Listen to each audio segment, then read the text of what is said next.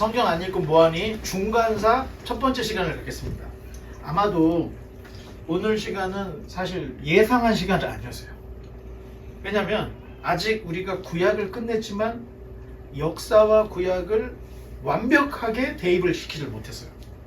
그래서 그냥 에스더는 에스더대로, 다니엘은 다니엘대로, 에스라 느헤미야는 그대로 그냥 그렇게 해서 일단 성경만 보고 역사는 대충만 뿌려놓기만 했는데 정리가 아직 안 된 상태예요.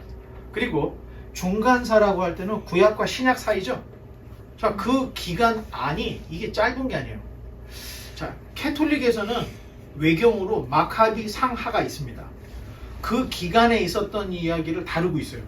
그런데 외경을 쓰지 않는 우리 개신교 입장에서는 사실 구약과 신약이 그냥 점프, 그냥 건너뛰는 식이고, 이 내용은 신학교에 가면 조금 배워요. 한 2학기 정도, 보통 한 학기 그때 배우는데 그거 가지고는 충분하지 않고 사실 기억도 남지도 않고. 자, 그래서 여러분들께 이제 그 중간사를 한 3번에 걸쳐서 할 건데, 첫 번째는 오늘은 서론이다. 대신 구약 성경에 이야기했던 그 메데 페르시아의 왕들을 좀 정리하는 정도로 자, 오늘 마무리를 하고, 그 다음 시간에 알렉산더 대왕 이야기, 그리고 그 다음 시간에 이제 로마 이야기, 이 정도까지 하면은 신약 성경으로 넘어가는데 우리가 필요한 거의 지식들을 다 알게 됐는데, 왜 중요하냐? 여러분, 바리새인이라는 사람들 신약 성경에 나오죠. 그 뿌리를 몰라. 사두개인들 뿌리를 몰라. 왜 두 그룹이 철천지 원수가 되는지 몰라. 중간사를 봐야 알 수 있다는 거예요. 그리고 유대 나라의 왕족은 다윗의 자손만이 왕이 될 수 있어요. 그런데 왜 예수님 때 다윗의 자손으로 온 예수님이 왕이 아니고 헤롯이 왕이 됐을까? 중간사를 모르면 그냥 넘어가게 되는 거예요. 그래서 중간사는 어떻게 보면 구약과 신약의 다리 역할이고, 어찌 보면 신약 성경을 이해하는데 반드시 알고 있어야 될 지식들이 이 중간사에 들어가 있습니다. 자, 그래서 총 한 3시간 정도의 시간을 거쳐서 할 텐데, 자, 넘겨보면, 자, 성경과 역사를 비교할 때 제일 어려운 부분이 바벨론, 메데파사, 페르시아로 연결되는 지점이 제일 어려운 거예요. 사실 이거 지금 이거 보이지도 않네. 이렇게. 자, 그죠? 자, 버튼 하나 눌러볼까요? 자, 땡겨봤습니다. 땡겨봤을 때 지금 우리가 주목해야 될 부분이 여기 신바벨로니아의 끝, 그리고 메데 왕의 끝, 페르시아 왕으로 넘어가는 요 고레스. 자, 이 부분이 굉장히 중요합니다. 이 부분을 헷갈리면 사실 성경 따로 역사 따로가 되는 거예요. 그런데 어느 정도를 생각을 해보면 연결이 되는구나 하는 것들을 우리가 이제 느끼고 알아갈 수가 있게 되는데, 자, 요 메데, 이 메데 왕국은 어떤 면에서 바벨론과 페르시아의 연결고리예요. 바벨론, 여기 있죠, 바벨론. 요 신바벨론이 있죠, 느부갓네살에. 요 바벨론과 페르시아의 연결고리가 메디아예요, 메디아. 그런데 이 메디아가 성경에 굉장히 숨어져 있고, 역사에 있어서 바벨론 해갖고 역사는 많이 나와요. 페르시아 역사 많이 나와요. 메데는 항상 빠져. 그런데 메데를 모르면 바벨론과 페르시아를 이해하기 어려워요. 자, 바벨론이 누구를 멸망시키고 제국이 됐죠? 바벨론이? 아시리아, 아수르라고도 하고 아시리아고 하는데, 바벨론 힘만으로는 무너뜨릴 수가 없었던 거예요. 이 메데가 바벨론과 연합을 해서 아시리아를 멸망을 시킨 거예요. 그런데 페르시아가 바벨론을 멸망을 시켰는데, 이 페르시아 바사라고 하죠, 성경에서는. 단독으로 멸망을 시킨 게 아니에요. 이 지금 메데와 바사라고 하는 두 연합국이 바벨론을 멸망을 시켜요. 그러니까 공통 분모가 누구예요? 메데 제국이 공통 분모로 들어가기 때문에, 자, 여기까지는 우리가 잘 알아야 됩니다. 자, 유다가 바벨론의 포로로 끌려갔을 때는, 자, 신바벨론의 첫 번째가 나부콜라살이에요. 그 아들이 느부갓네살인데, 느부갓네살 왕 때 예루살렘이 박살이 났죠.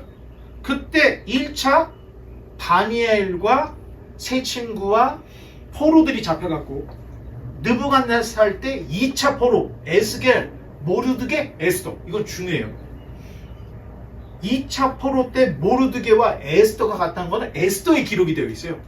여고냐와 함께 포로를 끌려갔다고 했는데 여고냐가 누구냐? 여호야긴을 여고냐라고 부르고 더 짧게는 고니야라고도 불러요. 그래서 성경에 고니야, 여고냐, 그 다음에 여호야긴, 여호야김의 아들이 여호야긴이에요. 그때 에스겔, 모르드게, 에스더가 잡혀간 거예요. 자, 3차는 결국에는 느부갓네살이 직접 오지는 않았지만 이 예루살렘이 588년 7월 32일에 완전히 멸망을 했죠. 자, 멸망을 할 때 왕이 시드기야. 시드기야가 눈이 뽑히고 아들이 죽었죠. 자기가 쇠사슬에 묶여가지고 전쟁 포로가 돼서 바벨론으로 끌려가요. 그런데 이 시드기야만 끌려가는 게 아니고 예루살렘에 있는 바보들을 다 빼놨어. 찐따 바보 신용 불량자들은 그대로 놓고 똑똑한 애들만 다 추려서 시드기야와 함께 포로로 잡아가요. 그래서 바벨론이 예루살렘에 와서 유다의 포로를 3차에 걸려서 다 이렇게 포로로 끌고 갑니다. 자, 문제는 포로 생활 중에 이 바벨론이 뭘로 바뀌어요? 페르시아 제국으로 바뀝니다. 그게 문제예요. 그게 어려운 거예요. 자, 그러다 보니까 다니엘 같은 경우는 어렸을 때 아시리아 시대에 살았던 거예요. 젊었을 때 바벨론 시대를 살고 노년에는 페르시아 시대. 그 대단한 분이죠. 세계 제국을 한 번으로 다 경험한 분이 바로 이 다니엘 같은 분이라는 거예요. 자, 포로 귀환은 페르시아의 고레스에 의해서 고레스가 왕이 되자마자 칙령을 발표해요. 모든 포로들은 돌아가라. 특히 강 건너 유대 땅에 거룩한 땅에는 성전도 국고로 지어주고 다시 돌아가서 예배가 돌아가게 하라. 이런 칙령을 다 발표를 해줬던 거예요. 자, 그러나 더 큰 문제는 성경의 왕들의 이름과 역사의 왕들의 이름이 뒤섞여 버렸다는 거예요. 이게 어려운 거예요. 자, 정리를 하자면 메디아의 왕, 자 여기 이제 메디아 왕 아스티기아게스라고 돼 있죠. 아스테이지라고도 하고 어떤 사람은 아스파라거스라고도 얘기하는데, 자, 아스티아게스라고 이야기하는 게 제일 평범합니다. 자, 이 아스티기아스에게 두 자녀가 있었는데 하나가 만다네라고 하는 공주, 그리고 이 다리우스라고 하는 시악사레스 2세라고 하는 아들이 있었던 거야. 그런데 이 만다네가 이 페르시아 엘람에 사는 지방장관이었던 캄비세스에게 시집을 보내진 거죠. 그런데 이 두 사이에서 고레스라는 사람이 태어났는데 이 고레스가 메디아와 페르시아를 통일을 시켜버렸던 거예요. 자, 그리고 나서 이 고레스가 외할아버지가 되는 아스티아게스를 죽이지 않고 또 외삼촌이었던 이 다리우스를 죽이지 않고 그대로 품고 바벨론 성을 함락을 시켜요. 그리고 62세가 된 이 다리우스를 섭정 왕으로 세워놔요. 그리고 1년 후에 이 고레스가 황제가 되는데 그 1년 동안 뭐를 했냐? 자, 맨 처음에 뭐를 함락을 했죠? 지금 얘기가? 바벨론 성을 함락을 했던 거지 바벨론 땅 전체를 함락한 게 아니잖아. 그러니까 섭정을 세워놓고 고레스가, 아니 다리우스는 62세예요. 전쟁도 잘 못할 사람이야. 그러니까 고레스가 섭정 세워놓고 돌아다니면서 모든 바벨론 땅을 페르시아로 다 접수를 한 거예요.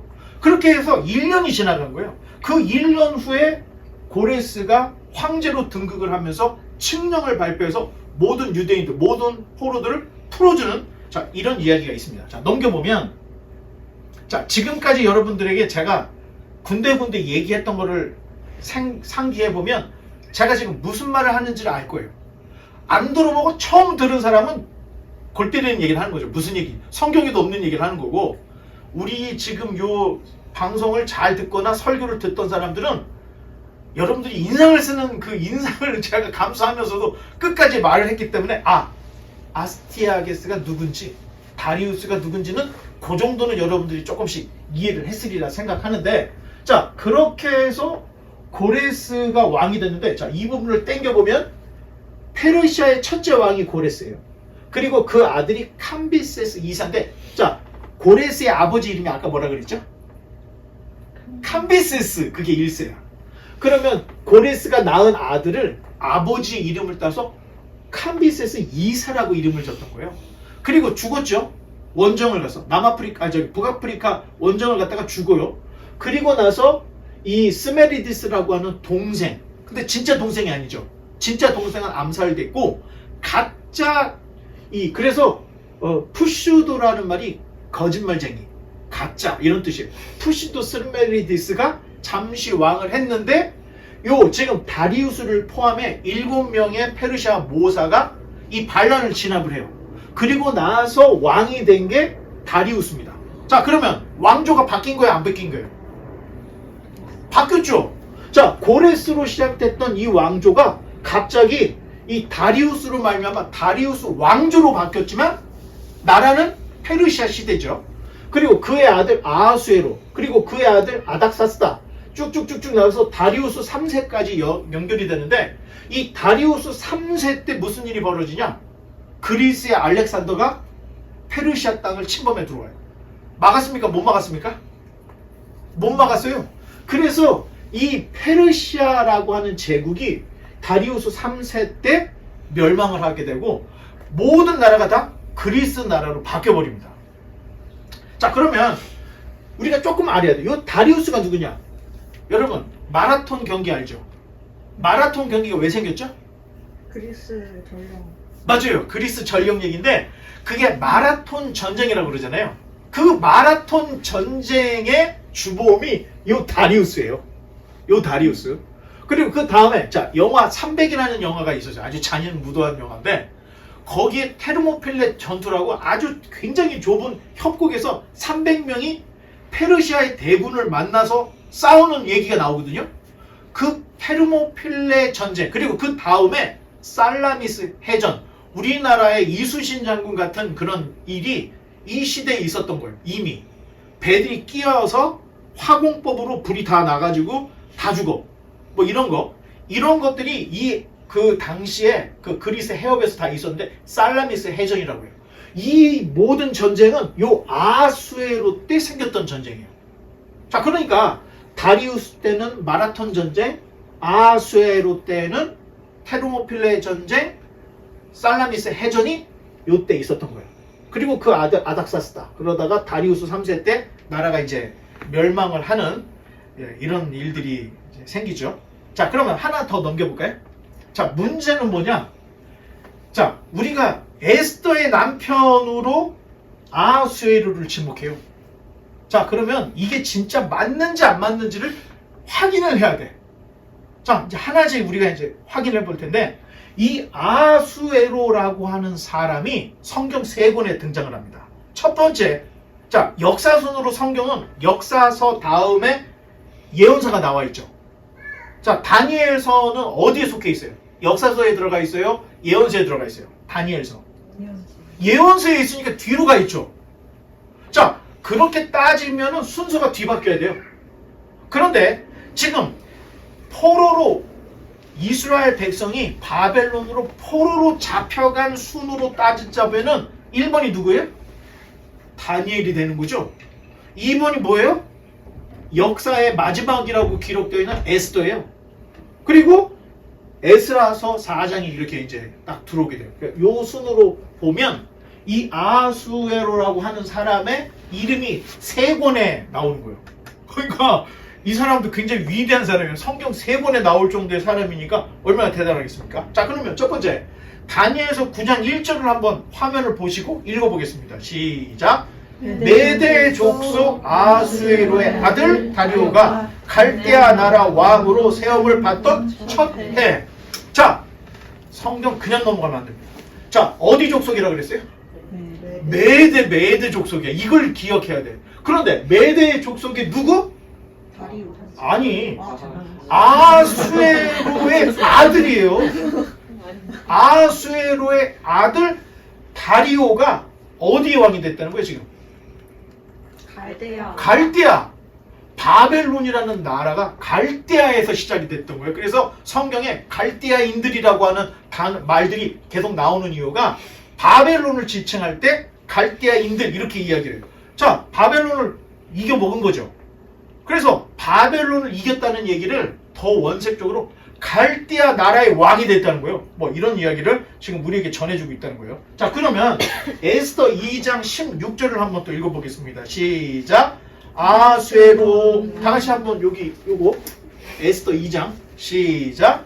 아수에로 왕의 제7년 10월 곧 데베돌에 에스더가 왕궁에 인도되어 들어가서 왕 앞에 나가니. 자, 요때에 요 지금 아수에로가 에스더에 나오는 아수에로라는 거예요.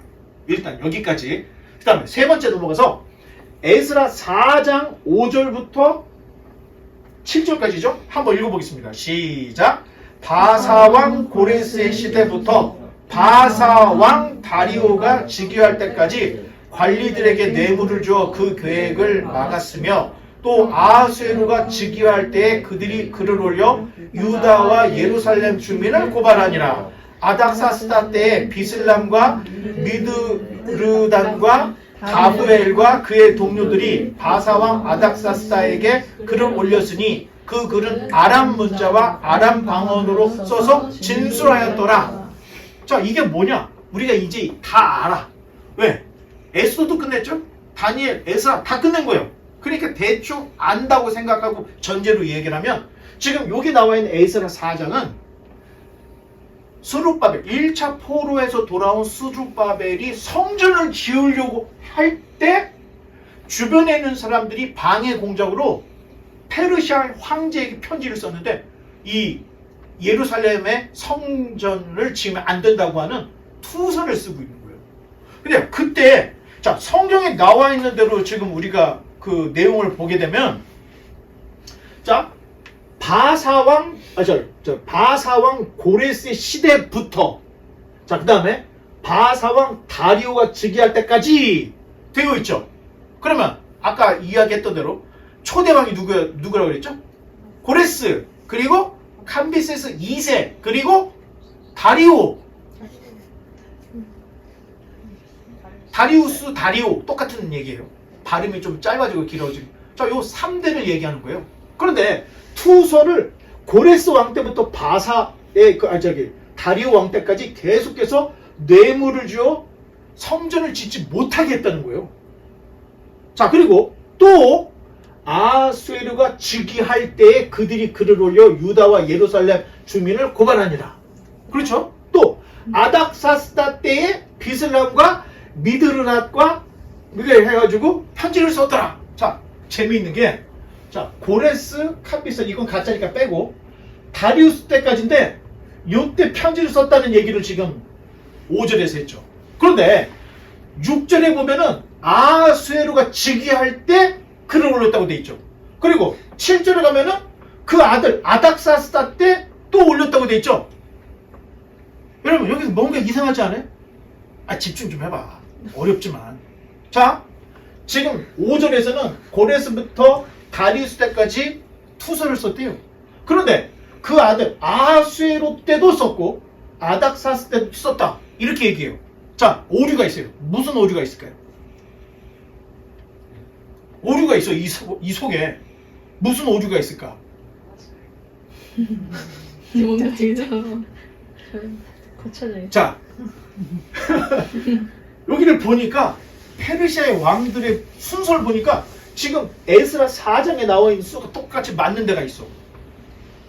여기가 맞아. 다리오, 아수에로, 아닥사스다 세 개네. 자, 그래서 사람들이 에스더의 남편을 아하수에로, 이 크세르크세스 1세로 생각들을 했던 거예요. 그런데 문제는 이 아하수에로가 에스더의 남편이라고 할 때는 에스더가 아하수에로 7년에 나갔다고 되어 있죠. 어딘가 아하수에로 왕의 제7년 10월 요때 에스더가 나갔다 할 때 계산을 해보면 나이가 90세예요. 안 맞아. 그런데 어떻게 아하수에로 때 나이가 그러면 에스더가 그때 90이라는 걸 어떻게 알아요? 얘기 나왔잖아. 에스더 2장 19절인가에 여호야긴이 포로로 잡혀갈 때 모르드게와 에스더가 함께 포로로 잡혀갔다고 쓰고 있잖아. 그러면 페르시아 시대가 아니라는 거예요. 바벨론 시대 포로로 끌려간 거야. 2차 때. 그런데 이 아하수에로가 왕이었을 때 에스더가 왕비가 됐다면은 그때부터 이때의 계산으로 따지면 이때 나이가 90세 때 왕학계 나가는 거예요. 그럼 말이 돼야 안 돼요? 말이 안 돼요. 그럼 왜 이렇게 됐을까? 자, 여러분들이 더 열심히 공부를 해야 되는 이유가 뭐냐면 우리가 가지고 있는 성경이 오리지널이에요? 번역 성경이에요?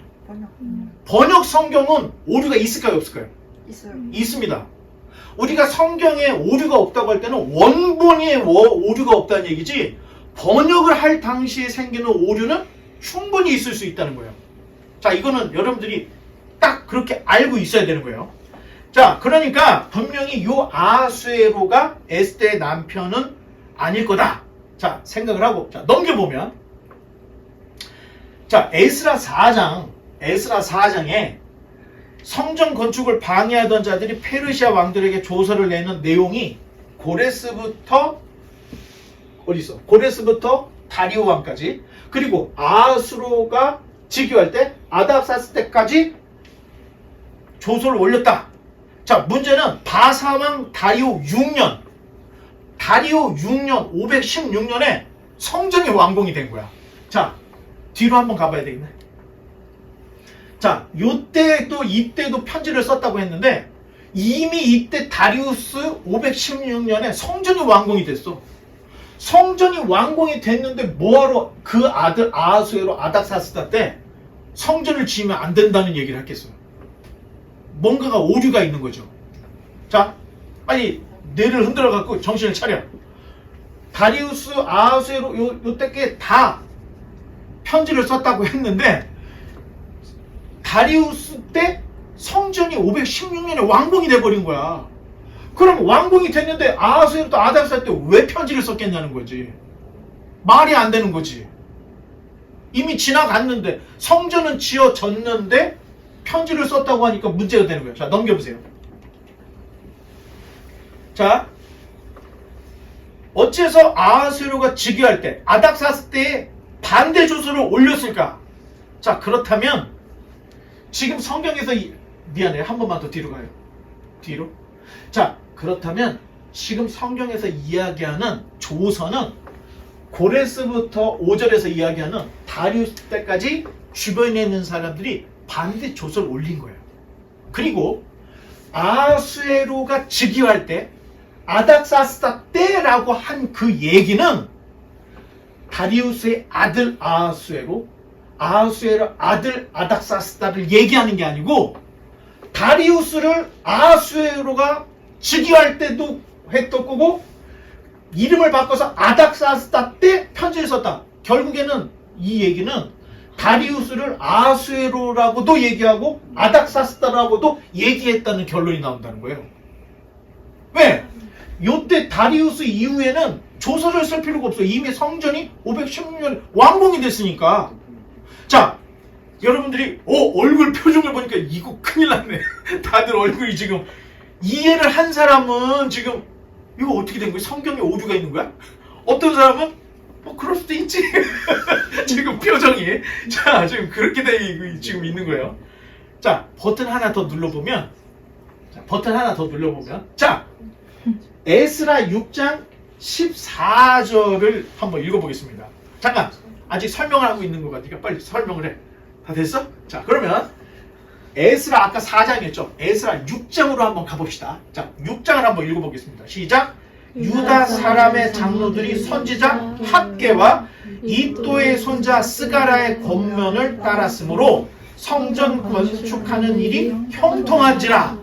이스라엘 하나님의 명령과 바사왕 고레스와 다리오와 아닥사스의 조서를 따라 성전을 건축하며 일을 끝내되. 왜? 셋이 다 같이 친구였나? 자, 이게 지금 그렇지. 이게 지금 뭔가를 이해를 하면 이런 질문이 나오게 되는 거예요. 이거 뭐지? 왜 고레스, 다리오, 아닥사스가 다 나오지?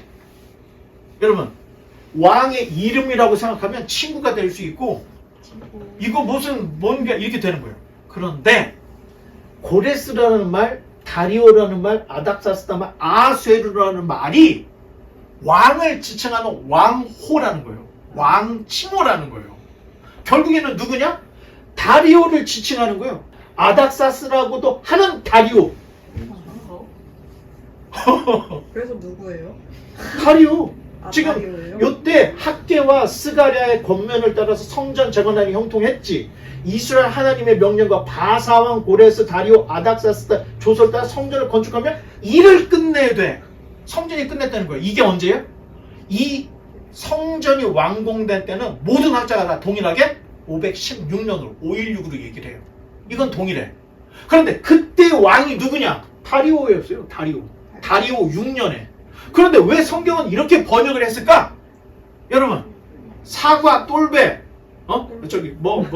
사과 배 똘배 이런 것처럼 별명까지 집어넣은 거예요. 그래서 명확하게 하기 위해서 아닥사스라고 하는 다리오 때 성전이 건축하는 일이 끝났다, 이 얘기를 하고 있는데 번역을 이렇게 해놓으니까 하나도 모르겠는 거예요. 지금 히브리 원전에 가서 보면은 아닥사스라고도 하는 다리오가 성전 건축을 완공했다, 이렇게 되어 있는 거예요. 그래서 어렵다는 겁니다. 자, 이런 문제들은 한두 개가 아니에요, 성경에. 그러니까 목사가 해야 될 게 뭐예요? 열심히 원어 공부를 해가지고 잘못된 부분들을 가르쳐주고 역사와 매치를 시키는 일을 해줘요. 이거 사실 저요, 90학번이니까 제가 군대 26개월 가고 뭐 이렇게 따져보면은 신학 공부만 한 10년을 한 것 같아요. 사실 그때도 이걸 잘 몰랐어요. 그런데 성경을 가르치다 보니까 알아야 되겠는 거예요. 그래서 중간사 공부를 하고 역사 공부를 하는데 이게 1년이 걸렸어요. 나도 헷갈린 거예요. 손을 못 대겠더라고. 아니, 어떻게 이 양반들 이름이 저렇게 나열이 되어 있고 계속 반복되고 여기 갔다 저기 갔다는데 이걸 어떻게 알지? 나름대로 지금 파악을 해서 여러분들에게 설명을 할 수 있는 길이 지금 여기까지 와 있는 거예요. 아마 여러분들이 이걸 다 이해했다면 실력을 키워서 제가 잘못됐다, 아니면 다른 역사적인 고고학 자료가 나와서 뒤집었다, 이렇게 되면 문제가 바뀔 수 있겠죠. 하지만 여러분들이 이렇게까지 생각을 하면 틀림없이 성경을 잘 볼 수 있는데, 자, 버튼 한번 더 눌러볼까요? 자, 에스라 7장, 아까는 4장이었죠? 6장이었죠? 7장으로 넘어가요. 자, 시작.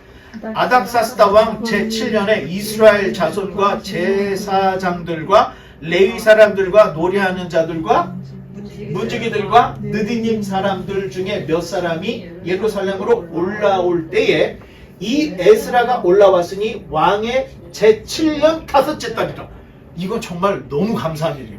이런 얘기가 없었으면 우리는 하나도 몰라. 그런데 자, 아닥사스다 왕 제7년이라고 되어 있는 거예요. 성전이 다리오 왕 몇 년에 완공이 됐다 그랬죠? 6년에 완공이 된 거예요.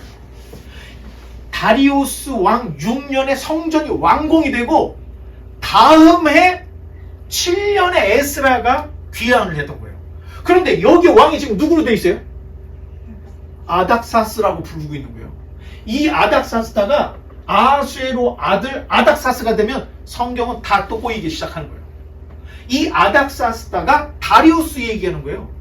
성전을 짓게 됐던, 자기가 왕이 돼서 6년 만에 다리오 6년에 성전이 완공이 되고요. 그런데 이 다리오 왕 제7년에 이스라엘 자손 중 제사장, 레위, 노래하는 자, 문지기, 느디님 사람들 중에 예루살렘으로 올라올 때 이에 에스라가 올라갔대요. 에스라가 성전이 완공된 1년 후에 예루살렘을 갔다는 거예요. 에스라가. 이게 2차 귀환이에요. 자, 그러면 왜 이렇게 했을까? 이유가 있습니다. 성전을 지었는데 제사장이 없으니까 어떻게 예배 드릴 수 있는지를 모르는 거야, 아무도. 그러니까 학사 겸 학자였던 에스라, 율법의 전문가였던 에스라가 가는데 그냥 간 게 아니에요. 에스라가 제사장들, 레위인들, 노래하는 사람들, 문지기, 느디님 사람들 다 데리고 가. 가서 성전 예배를 회복을 시켜놓은 거예요. 말이 되죠? 자, 그러니까 제7년 아닥사스다 할 때는 이 아닥사스다도 다리우를 얘기한다는 겁니다. 다리우 7년, 그때 에스라가 올라가서 성전 예배를 제대로 잘 진행하게 만들어놨다. 자, 고대의 왕들은 자기 이름이 아니에요. 왕의 칭호를 하는 거예요. 그리고 역사를 기록한 사람이 자기가 그 사람을 고레스로 불렀으면 고레스라고 돼. 근데 저쪽에 있는 사람이 역사를 쓸 때 아닥사스라고 썼으면 아닥사스다가 되는 거예요. 저쪽에 있는 사람이 아하수에로라고 썼으면 아하수에로가 되는 거예요. 그래서 어렵다는 거예요. 이런 것들을 모르고 반드시 그 이름에 그 사람이 들어간다면 성경은 역사 하나도 안 맞게 되는 거예요. 자, 이제 여기까지 우리가 알면, 자, 그렇다면 다니엘 9장, 자, 맨 위에 있죠. 9장에 아하수에로하고 다리오가 나오죠. 다니엘서 9장에는 메대 족속 아하수에로가 나와. 그리고 그의 아들 다리오가 갈대아 나라의 왕으로 세움을 받았다고 얘기를 하는 거예요. 그러면 요 다리오 아하수에로가 누구냐 하는 문제를 풀어야 돼요. 자, 메대인 다리오는 고레스의 외삼촌 시악세르스 2세라고 얘기를 했어요. 그게 다리오야. 그런데 다리오의 아버지가 아스티기아스. 자, 다리오, 요 다리우스의 아버지가 아스티아게스인데 이 아스티기아게스를 아수에로라고 부르고 있는 거야. 그리고 그의 아들 다리우스를 또 다리우스라고 해. 와. 그래서 이름에 메대 족속이라는 말을 딱 넣어준 거야. 시대가 다르다는 거예요. 자, 우리가 알고 있는 지금 여기 나와 있는 다리우스는 페르시아 바사 다리우스 1세예요. 여기에 나와 있는 다리우스는 메대인 왕 다리우스입니다. 달라요. 명칭은 비슷하지만 다른 사람이라는 거예요. 자, 그러면 따져보면은 이 아하수에로는 뭐고 다리오가 뭘까? 여러분, 이 아하수에로가 아스티기아스 왕인 거예요. 그러면 아들이 이 다리우스가 되는 거죠. 그러면 에스더가 아스티기아스하고 결혼한 건가? 여러분, 여기는 헷갈려요. 어떤 사람은 이 다리우스를 아스티기아스라고 생각하고 아하수에로가 이 아스티기아스라서 에스더의 남편이 이 사람일 거라고 생각하는 사람들이 많아요. 근데 문제는 이 아스티기아스가 40년 통치를 했기 때문에 사실 에스더하고 아스티기아스가 만나려면 영혼 결혼식을 해야 만날 수가 있는 거예요. 못 만나는 거예요. 자, 그러면 이 다리우스인데 왜 에스더에서는 이 다리우스를 아하수에로라고 했느냐? 여러분, 얘기했죠. 지금 왕명이 헷갈린 이유가 갈대아를 중심으로 한 바벨론, 그리고 수메르, 메데, 페르시아가 이 고대 근동 지방, 메소포타미아라고 하는 그 지역에 다 섞여 있어. 그러니까 메데 사람들 입장에서는 왕을 아하수에로라고 부르고, 페르시아 사람들 입장에서는 고레스라고도 부르고, 지역마다 왕을 부르는 이름들이 조금 틀리고, 성경을 기록한 사람도 자기가, 자, 제가 일하는 곳에 어떤 분들은 저를 목사님이라고 부르는 사람이 있어요. 어떤 사람은 저를 최 선생이라고 부르는 사람이 있어요. 자, 그 얘기는 나를 목사로 부르는 사람이 있고 최 선생 부르는 사람이 있듯이 한 왕을 볼 때 다리우스라고 부르는 사람이 있고 아하수에로라고 부르는 사람이 있다는 겁니다.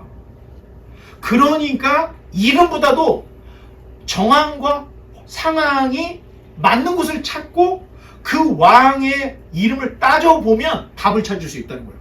자, 아까 했던 다리우스의 이름이 고레스라고도 했고 아닥사스다라고 그랬죠.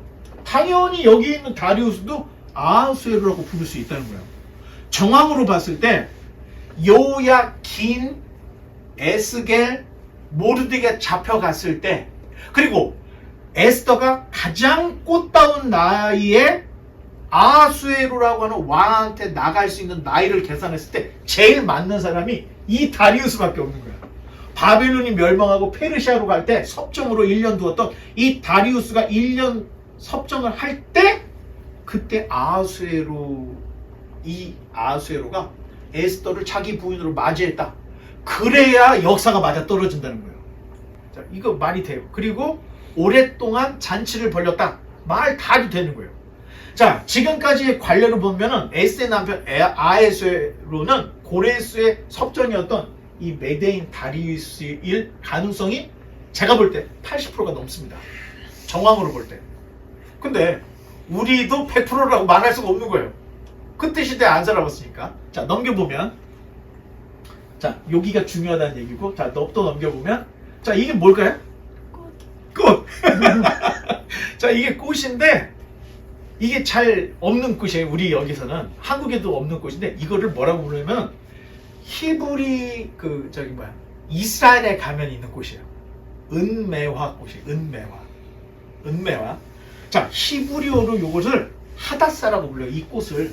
자, 버튼 하나 눌러봐요. 자, 에스더 2장 7절입니다. 시작. 그의 삼촌의 딸 하다사 곧 에스더는 부모가 없었으나 용모가 곱고 아리따운 처녀라. 그의 부모가 죽은 후에 모르드게가 자기 딸같이 양육하였더라. 자, 이 꽃의 이름이 진짜 에스더의 이름이 하다사. 이 꽃 이름이 에스더의 본명이었던 거예요. 그러면 에스더라는 뭐예요? 이름이 개명이 된 거예요. 포로로 잡혀간 그 나라의 발음으로 바꿔준 게 에스더가 됐다는 겁니다. 에스더가. 자, 그러면 여기서 끝이 아니에요. 에스더의 본명이 하다사. 이게 성경에 나와 있는 얘기입니까? 이 꽃이에요. 자, 그러면 꽃을 하다사라고 하는데 은매화에서 유래됐는데, 자, 메데어로 이 은매화라고 하는 꽃을 아스트라라고 합니다. 아스트라. 이 꽃 이름을 메데어로 번역을 해보면 아스트라가 돼요. 아스트라. 그런데 페르시아어로 이 이름을 바꿔보면 어떻게 돼요? 에스더를 페르시아어로 바꾸면 세타레가 됩니다. 세타레. 자, 그래서 보통 에스더가 어디서 왔냐? 자, 세타라에서 왔다고 하는데 이 세타레가 별을 뜻해요. 그래서 에스더는 별이다. 그래서 세타레에서 왔다. 이렇게 얘기하는데, 자, 여러분 생각할 때 이건 이제 자기 선택이야. 아스트라에서 에스더가 왔냐, 세타라에서 에스더가 왔냐. 내가 볼 때는 메데어인 아스트라 이 은매화 꽃에서 에스더라고 하는 이름으로 오는 게 메대적인 흐름이 훨씬 더 자연스럽다는 거예요. 이거는 이제 저의 주장입니다. 그리고 이런 걸 주장하는 수많은 사람들이 있어요. 그런데 거의 대부분은 얘가 스텔라에서 왔다고 생각해요. 에스더가. 페르시아의 별이라는 뜻, 이 세타레라고 하는 스텔라에서 왔다 이렇게 얘기를 해요. 자, 에스더의 남편을 페르시아의 아수에로로 보면 세타라일 것이고, 메대 왕 다리우가 이 에스더의 남편은 아스트라에서 온 걸로 이렇게 생각할 수 있다는 거예요. 자, 넘겨보면, 자, 성경에는 메대에 관한 내용이 한 20여 번 나와요. 자, 언제 나오냐? 아수르가 북왕국 이스라엘을 사로잡아가죠. 사마리아를 부시냐, 주전 722년에. 거기에 열왕기 하 18장 11절에 뭐라고 되어 있냐면은 백성을 사로잡아 메대 사람의 성읍에 두었다 써 있어요. 이때 메대라는 나라 이름이 나오는 거야. 자, 그리고 오늘 했던 에스더 1장 19절에 무슨 얘기가 나와 있냐면은 방백들은 와스디를 폐위시키는 과정에서 이 일을 바사와 메대의 법률에 기록하자 이렇게 얘기를 하고 있는 거예요. 자, 바사와 메대의 법률에 왕이 부르면 와야 되고 왕이 하라고 그러면 여자들이 해야 되는 거예요. 자, 와스디가 무슨 일이 벌어졌어요? 잔치를 하는데 아하수에로가 야, 내 부인 좀 와서 얼굴 자랑 좀 시켜 했더니 안 왔죠. 화가 난 거야. 그래서 폐위를 시킨 거예요. 그리고 폐위를 시키고 에스더를 새로 부인으로 얻은데 그때 그 고관들이 뭐라고 했냐면 바사와 메대의 법률에 기록하자. 자, 그렇게 하지 않으면 여자들이 남자들이 부르면 오지도 않을 거고 말도 되게 안 들을 거다. 그래서 법률에 기록을 하자고 써 있는 거예요. 바사와 메대 법률에 기록하자. 자, 그렇다면 자, 이로 볼 때 에스더 사건은 페르시아 초기 때 사건이라는 거예요. 만약에 페르시아의 아세루 때이라면은 뭐하러 메대 법에 기록을 하겠어요?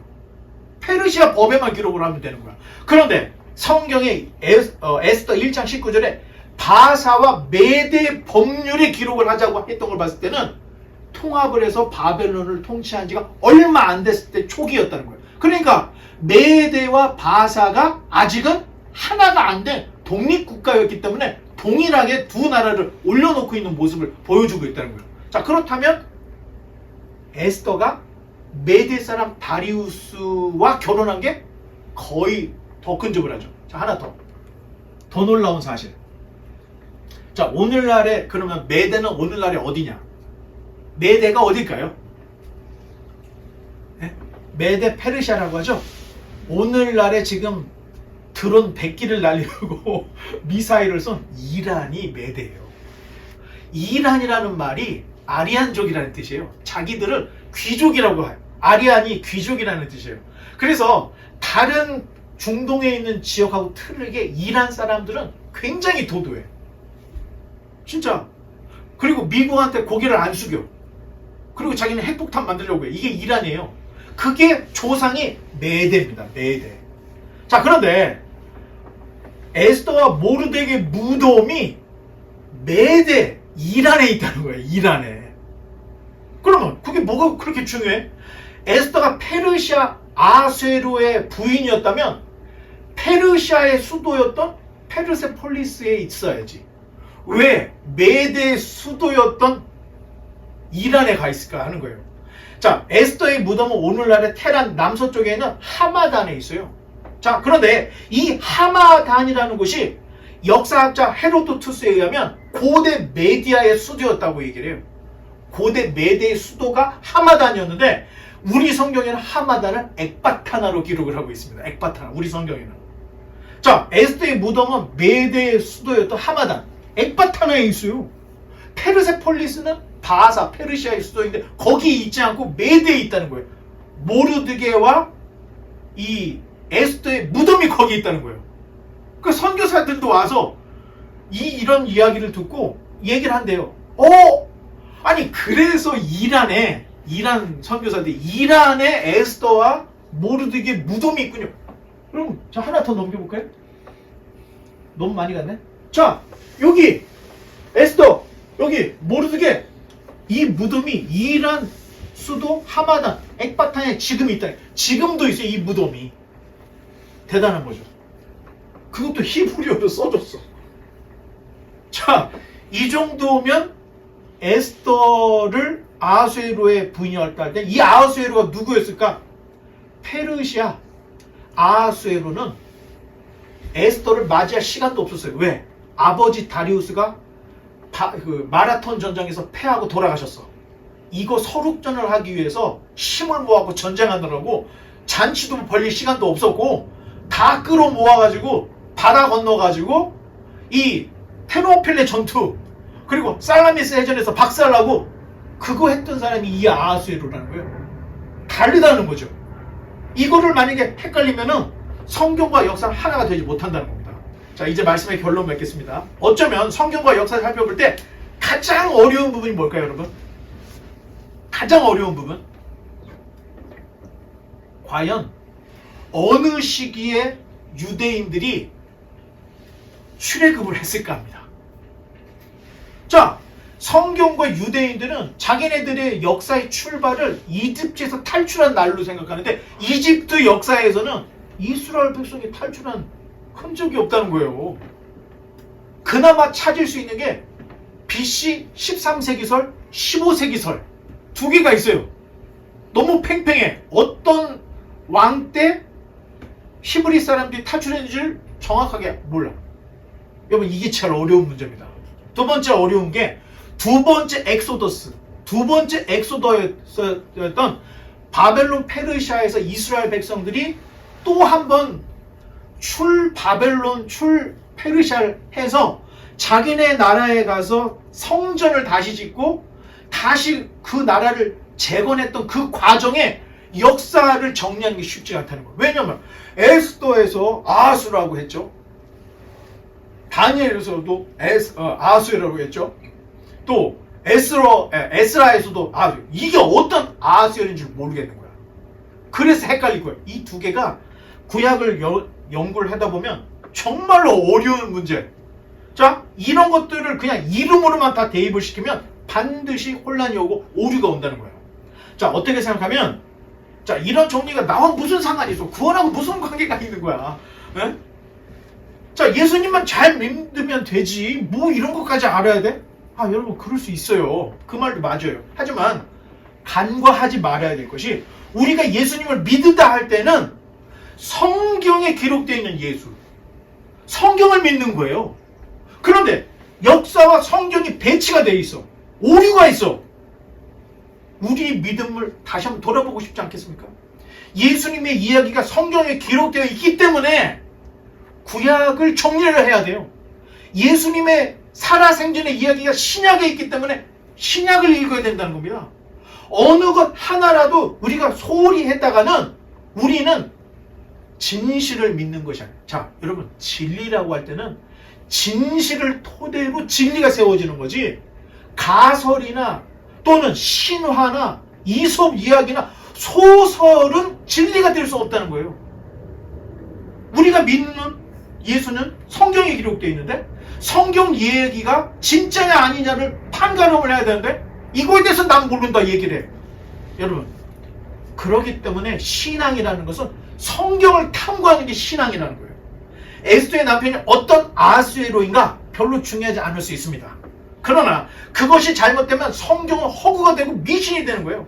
따라서 성경을 가까이 하고 성경과 역사, 성경과 과학을 연구하는 것은 믿음이 없어서 이성적인 활동을 하기 때문에 하는 것이 아니라 참 믿음을 향한 몸부림이라는 거예요.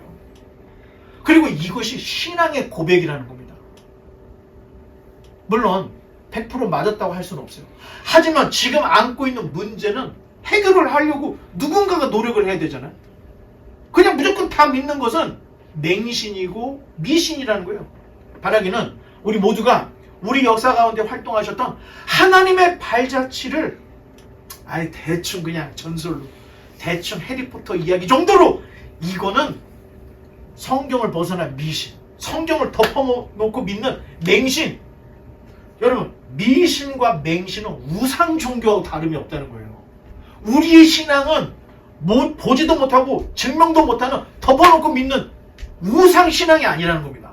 그래서 여러분, 1년이 걸리고 2년이 걸리고 몇 개월이 걸리고 눈이 빠질 정도로 없는 시간 쪼개고 내어서 이런 걸 찾아내고 연구하고 무엇이 잘못됐는지 이런 걸 다 알아내는 게 진짜 신앙이라는 겁니다. 여러분, 기도 열심히 해가지고 예언해서 내 미래 시험을 잘 볼 것인가 안 믿을 것인가, 이거는 지리산 도사들이 하는 짓이에요. 신앙, 기독교 신앙은 이런 게 아니에요. 우연을 바라는 거, 사행심을 바라는 게 아닙니다. 여러분들이 열심히 노력을 했으면 여러분 성공이 돼 있어요. 여러분들이 시간들을 다 작사를 냈어. 놀고. 절대 성공할 수가 없다는 거예요. 만약에 실컷 놀고도 성공했다, 이건 귀신의 장난입니다. 하나님은 절대 콩을 심었으면 콩이 나오게 하지, 콩을 심었는데 팥이 나오게 하고 팥을 심었는데 콩을 나게 하는 미신이 아니라는 거예요. 그렇다고 따지면 성경은 정확하게 이해가 돼야 되고, 모르는 부분이 있으면 끝까지 파고 들어가서 알아내야 된다는 거예요. 그게 신앙이고 그게 참된 믿음. 바라기는 우리 모두가 하나님의 말씀을 정확하게 알아서 인격적인 하나님, 예수님, 성령님을 만나서 하나님께서 우리에게 요구하시는 참된 믿음의 길로만 나아갈 수 있는 저와 여러분 되시기를 주님의 이름으로 간절히 축원합니다. 기도하겠습니다.